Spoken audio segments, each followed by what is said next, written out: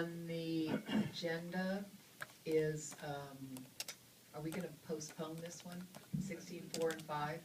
I believe we're, yes. Okay. We don't have much time, but we'll find out. A little more time. So we'll go to 16.6. This is another one I am so thrilled to see back on. This is another Dr. Bernard problem solving with Rose Locke. Yes.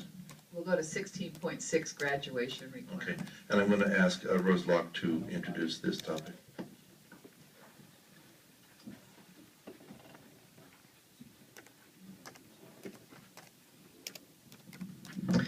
As you will recall, now over 3 years ago, the board did approve the elimination of summer school, and in order to save, funds during the really budget cuts those years.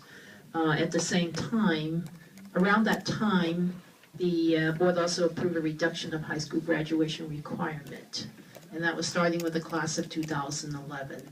So we're hoping that we are going to be able to restore and raise the graduation requirement up to 220 credits, but it will be phased in over the next 3 years.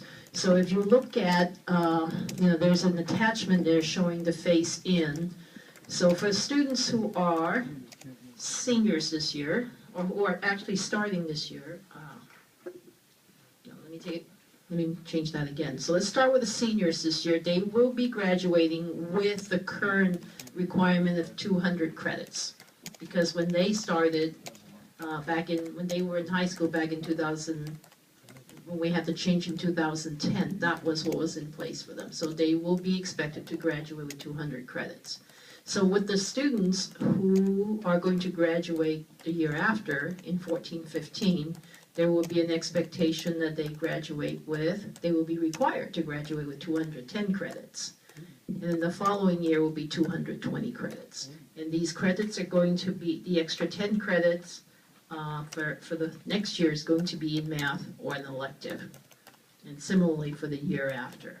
So what we're recommending is that by 2015-16 school year, that students will have to meet the requirement of 220 credits. Okay, thank you. I would just pause for a moment because I was handed a speaker card. So prior to our taking a motion here, I'm going to ask, I got a card from Dan Reynolds. Is he here? Oh,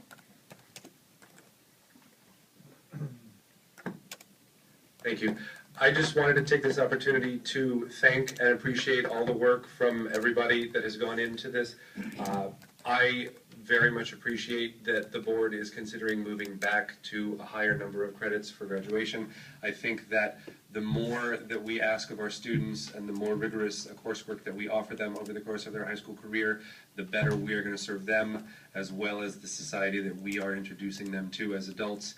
I want to thank everybody at the DEM Center who's been doing the work and the board for their guidance in this. I also want to compliment a phase-in process that would not thrust this upon our seniors this year, but that then let all of our students know that this is something we're going to move back to expecting, and that 220 is 20 more than the 200 that we're at now. And I think that that's 2 years of a class or 2 different classes that our students are going to be taking, and the content that they're going to be learning, and the ways that we're going to be able to provide for them if we move to this. And I appreciate that. Thank you.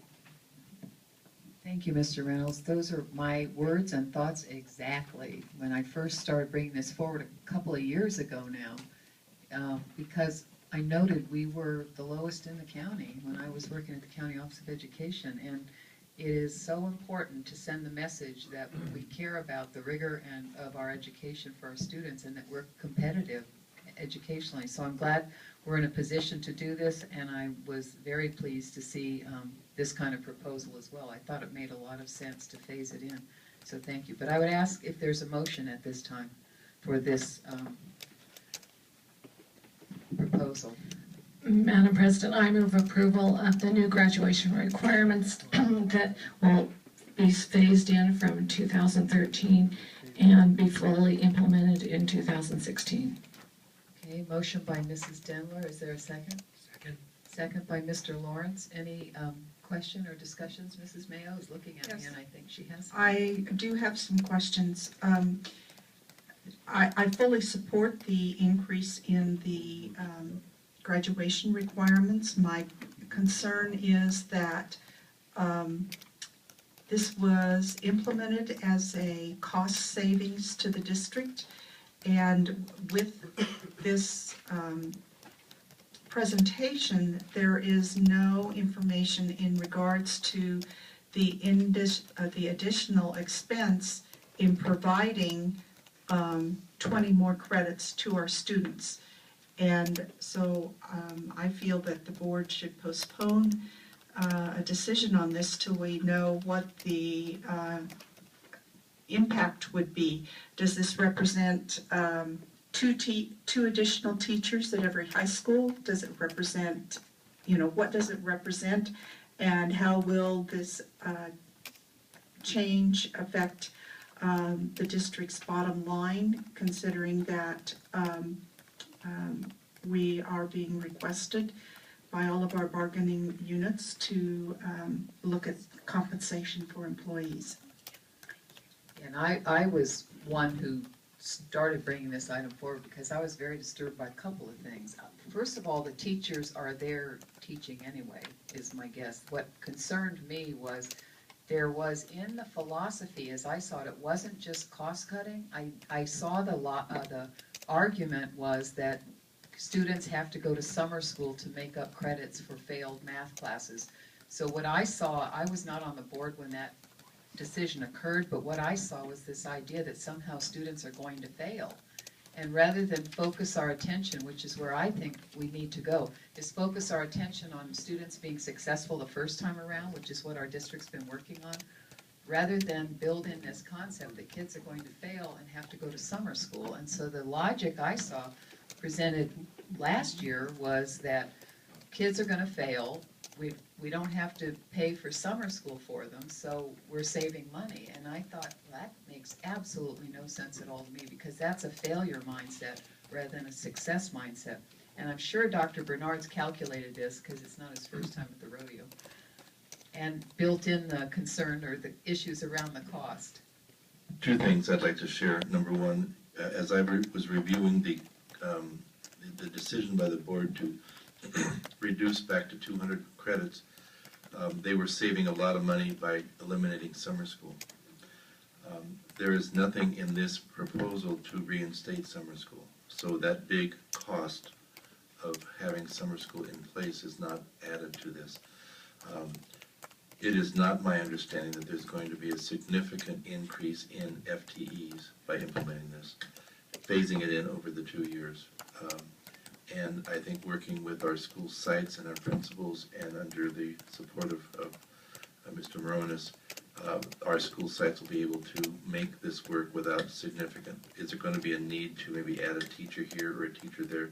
That well may be, but that is going to be more than a year away from now. Excuse me, I would say 8 months away from now, because in the planning stages of April and May is when we will be looking at the enrollment projections and the allocations. And at our high schools, we do have space in some of our high schools right now, a lot of space in some of our high schools. And one thing that we have been doing in the last few weeks is we've been looking at our procedure of inter-district transfers and intra-district transfers, and making sure that we are following a process that is compliant with the new education code that's just come out. And in working with the Student Services Department and with the school and the SAS department, we have looked at how we're going to be working a little bit different next year, and it's going to be maximizing how we're using our staffing to focus on what the kids need rather than trying to fit kids into what the staffing is. So I don't anticipate this is going to be a significant increase in FTEs next year. So I guess I understand what you are saying. My concern is that I'm hearing from teachers that their classrooms are crowded, so I'm a little concerned that I understand that our facilities have enough space probably to create new classrooms. However, my concern remains around whether or not there are enough seats in the classroom